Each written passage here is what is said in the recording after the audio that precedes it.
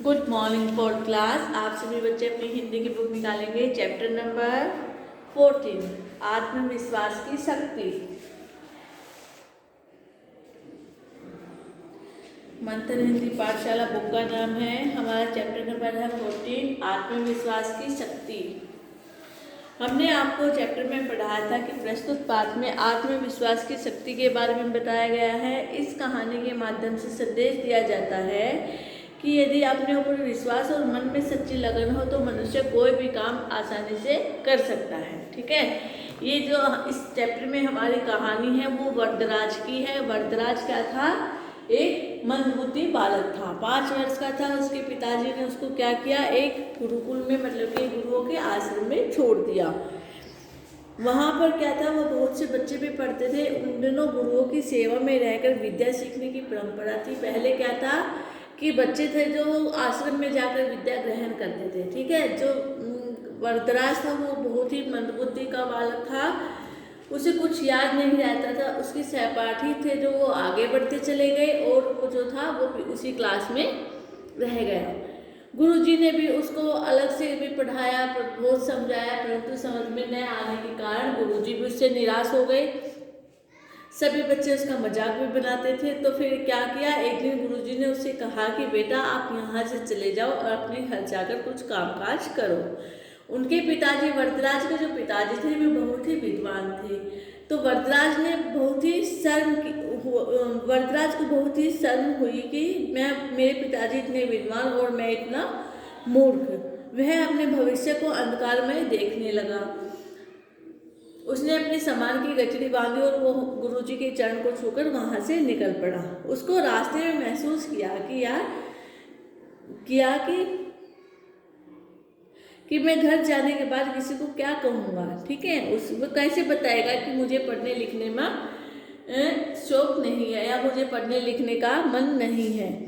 उसकी समझ में कुछ नहीं आता। वह जैसे जैसे चलता गया, आगे बढ़ता गया। सवेरे जिसका जब कोई ठोर ठिकाना नहीं, उसको कोई समझ नहीं, वो कहाँ जाएगा, क्या करेगा, कैसे रहेगा। ठीक है, वह सवेरे चला था और दोपहर हो गई। रास्ते में खाने के लिए उसके पास कुछ था नहीं। गुरुजी ने थोड़ा सा सत्तू दिया था, उसी से वो उसने पेट भर लिया। उसको भूख भी लगी थी और उसको प्यास भी लगी थी। जब वह धीरे धीरे आगे बढ़ा तो उसे एक कुआं दिखाई दिया। कुएं के पास जाकर जब वह पानी पीने लगता है तो वह क्या करता है, रस्सी को देखता है। वह सोचता है कि इतनी कोमल रस्सी से जब पत्थर के टुकड़े को पर निशान हो सकते हैं, वो इतनी मेहनत करती है, तो क्या मैं पढ़ लिख कर अपनी मेहनत नहीं कर सकता। तो वो उस रस्सी को देखता है कि इतने कोमल रेशों से बनी रस्सी पत्थर को काट सकती है, फिर क्या लगातार परिश्रम करने से मुझे पढ़ना लिखना नहीं आएगा। वह स्वयं बोल उठता है और वह कहता है कि मैं परिश्रम करूँगा, देखता हूँ कि मुझे विद्या कैसी नहीं आती। उसके स्वर में आत्मविश्वास की दृढ़ता थी, कुछ कर दिखाने का संकल्प था। यहाँ तक हमने चैप्टर को पढ़ा था। उसके बाद देखिए आगे है, उसने कुएं पर रखे डोल से पानी निकाला, हाथ मुंह धोया और सत्तू खाकर पेट भरकर पानी पिया। क्या किया उसने, कुएं से पानी निकालता है वरदराज और फिर पानी पीकर वह क्या करता है, अपना थोड़ा सा सत्तू, पहले तो हाथ मुंह धोता है, फिर जो सत्तू था उसको खाता है और पानी पीकर अपना पेट भर लेता है। अब वह लौट पड़ा। इस बार उसके कदम पहले की तरह भारी नहीं थे। वह तेजी से चल रहा था। उसकी उदासी दूर हो चुकी थी। अब तो वह दूसरी ही तरह का वरदराज लग रहा था।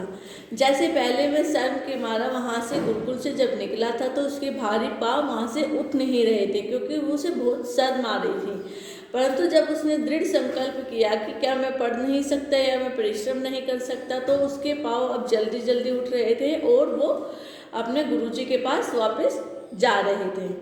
अब वह पहले वाला वरदराज नहीं था। सूर्य अस्त होने से पहले ही गुरुजी के आश्रम जा पहुंचा।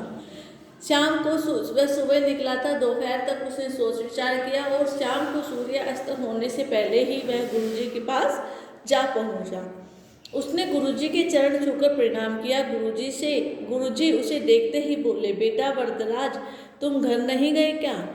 उसने सबसे पहले गुरुजी को देखते ही गुरुजी को प्रणाम किया, उनके चरण छुए और गुरुजी ने प्रश्न में क्या पूछा कि बेटा वरदराज, क्या अभी तक तुम अपने घर नहीं गए? उसके साथियों को जब पता चला कि वह फिर वापस आ गया है, तब वे तरह तरह की बातें बनाने लगे। तब उसके साथियों को पता चला कि वरदराज वापस से यहाँ आश्रम में आ गया है, तो फिर से क्या हुआ, उसके साथी तरह तरह की बातें बनाने लगे। वरदराज नम्रता पूर्वक बोला, गया था गुरुजी, पर आधे रास्ते से ही लौट आया। अब मेरी आंखें खुल गई हैं। मैंने निश्चय किया है कि मैं पूरी लगन और परिश्रम से पढ़ूंगा। आज से आपको कुछ भी कहने का अवसर नहीं दूंगा। तो वरदराज कहता है कि गुरुजी, मैं अपने घर को तो गया था, परंतु आधे रास्ते से ही क्या है, वापस लौट आया हूँ, क्योंकि मैंने मन में संकल्प धारण किया है कि मैं मेहनत और लगन के साथ परिश्रम करूंगा और अपनी पढ़ाई को पूरा करूंगा। ठीक है क्लास, इसको यहाँ तक रिवाइज करेंगे।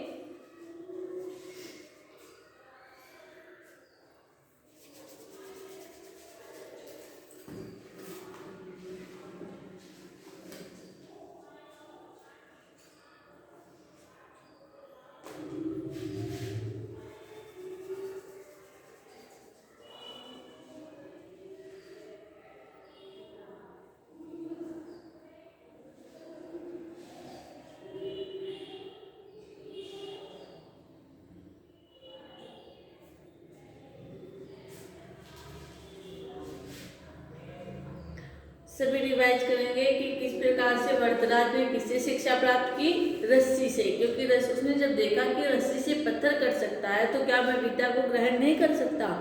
उसने तभी अपने मन में संकल्प धारण कर लिया था कि मैं अब परिश्रम करूंगा और उसमें सफल भी होऊंगा।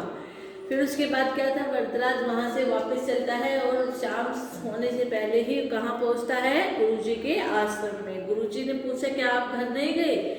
तो वरदराज क्या कहता है कि नहीं गुरुजी, मैं आधे रास्ते से ही वापस आ गया हूँ, क्योंकि मुझे विद्या ग्रहण करनी है। ठीक है, अब वह पहले वाला वरदराज नहीं था, उसमें साहस और हिम्मत थी। ठीक है क्लास, यहाँ तक सभी ने रिवाइज किया।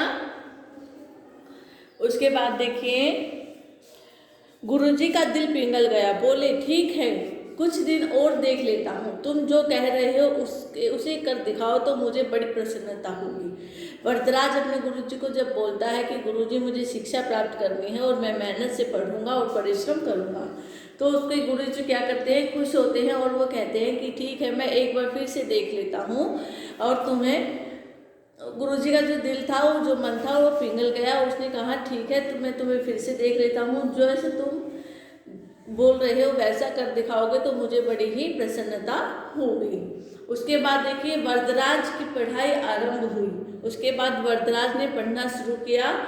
अब तो उसकी भूख और नींद पता ही नहीं कहाँ भाग गई थी। वह रात को देर तक पढ़ता रहता और प्रातः सबसे पहले उठ जाता। दिन में भी वह एक क्षण बेकार नहीं गवाता था। कुछ ही दिनों में वरदराज की गिनती प्रतिभाशाली छात्रों में होने लगी। क्या है, वरदराज ने पढ़ने के लिए बहुत मेहनत की। वह सुबह सबसे पहले उठता, अपनी दिनचर्या करके फिर पढ़ने बैठता और दिन में भी अपना समय इधर उधर व्यर्थ नहीं गवाता था, अपना पूरा समय पढ़ाई में ही लगाता था। ठीक है, इस प्रकार से वरदराज बहुत ही मेहनत करने लगा था और उसकी जो गिनती थी वरदराज की, वो मंद बुद्धि बालकों में न होकर प्रतिभाशाली छात्रों में होने लगी थी। कल का बुद्धू वरदराज अब बुद्धिमान बन गया। यह लगन और कठोर परिश्रम का चमत्कार था। जो पहले मंद बुद्धि वरदराज था, वो आज क्या है, बुद्धिमान वरदराज बालक बन गया। बाद में यही वरदराज प्रसिद्ध विद्वान बने। देवगिरी की राजा महादेव की सभा में वे महापंडित के पद पर सुशोभित हुए। वरदराज ने इतनी मेहनत की कि वे आगे चलकर बहुत ही विद्वान देव बने और देवगिरी की राजा महादेव की सभा में क्या हुआ था, वे वहाँ के महान पंडित के पद पर सुशोभित हुए। संस्कृत की पाणिनि का व्याकरण प्रसिद्ध है, यह कठिन भी है। इस कठिनाई को दूर करने के लिए पंडित वरदराज ने लघु सिद्धांत कौमुदी की रचना की। जब इतना मंदबुद्धि बालक आगे चलकर जब इतना परिश्रमी और बुद्धिमानी हो सकता है, यह किसी को नहीं पता था। उसने क्या है, हमारी एक पुस्तक है पाणिनि जी द्वारा रची गई है, उसमें क्या था, उसकी जो भाषा है वह बहुत ही कठिन है, तो उसने क्या किया, वरदराज ने उस भाषा को अपनी ही अलग बुक में लिखा। उसका क्या नाम था, लघु सिद्धांत कौमुदी। उसमें इसका रचना की। वरदराज ने मुक्त बोध नामक संस्कृत के सरल व्याकरण की रचना भी की है। वरदराज के जीवन की इस घटना से एक लोकोक्ति प्रसिद्ध हो गई। वरदराज ने आगे चलकर 2 काव्यों को लिखा है, उनकी रचना की। एक तो कौन थी, लघु सिद्धांत कौमुदी, और एक मुक्त बोध। ठीक है, अगर हम आपसे प्रश्न में पूछते हैं कि वरदराज के 2 काव्य ग्रंथ कौन से हैं, तो आप लिखेंगे लघु सिद्धांत कौमुदी और मुक्त बोध। उसकी जीवनी की इस घटना को देखकर एक लोकोक्ति प्रसिद्ध हुई है, जैसे देखिए, करत करत अभ्यास के जन्मति हो सुजान, रसरी आवत जाते सिल पर परत निशान।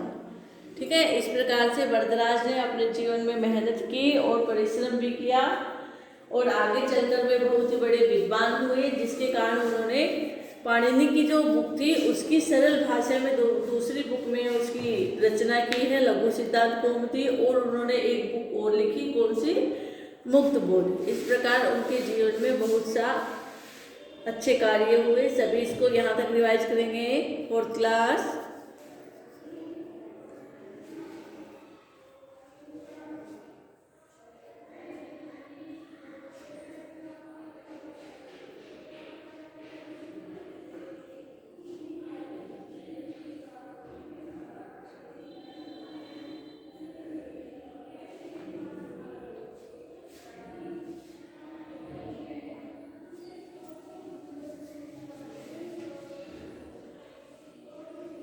सभी रिवाइज करेंगे।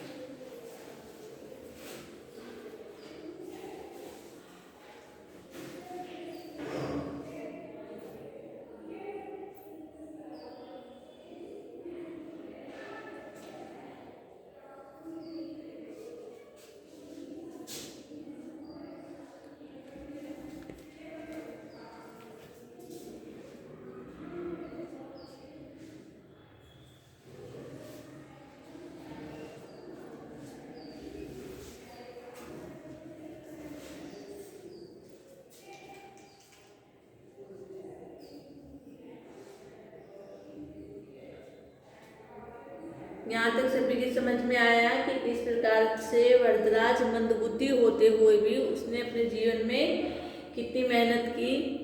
किस चीज़ को देखकर उसने सीखा कि जीवन में परिश्रम करना बहुत आवश्यक है, रस्सी से। उसने देखा कि इतनी कोमल रस्सी जब पत्थर को काट सकती है, तो क्या मैं बार बार विद्या ग्रहण करने से विद्या को सीख नहीं सकता। ठीक है क्लास, सभी इसको यहाँ तक रिवाइज करेंगे, पूरे चैप्टर को अच्छे से रीड करेंगे और इसको समझेंगे। इसके शब्दार्थ आप सभी अपने कॉपी में लिखेंगे।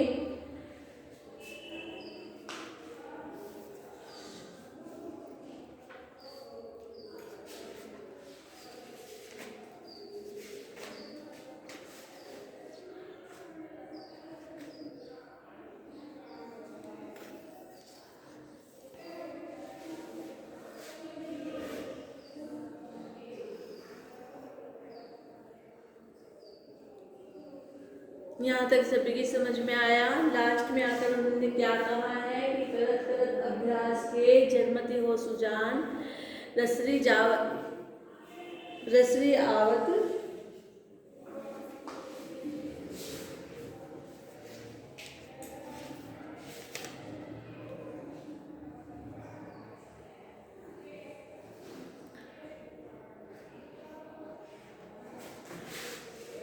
जाते सिर पर परत निशान।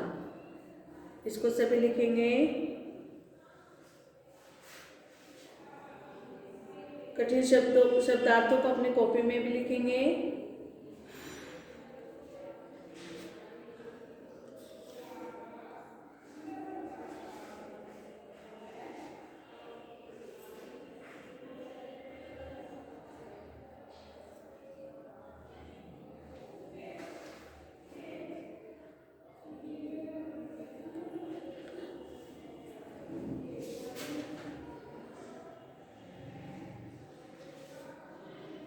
Okay, fourth class. Thank you.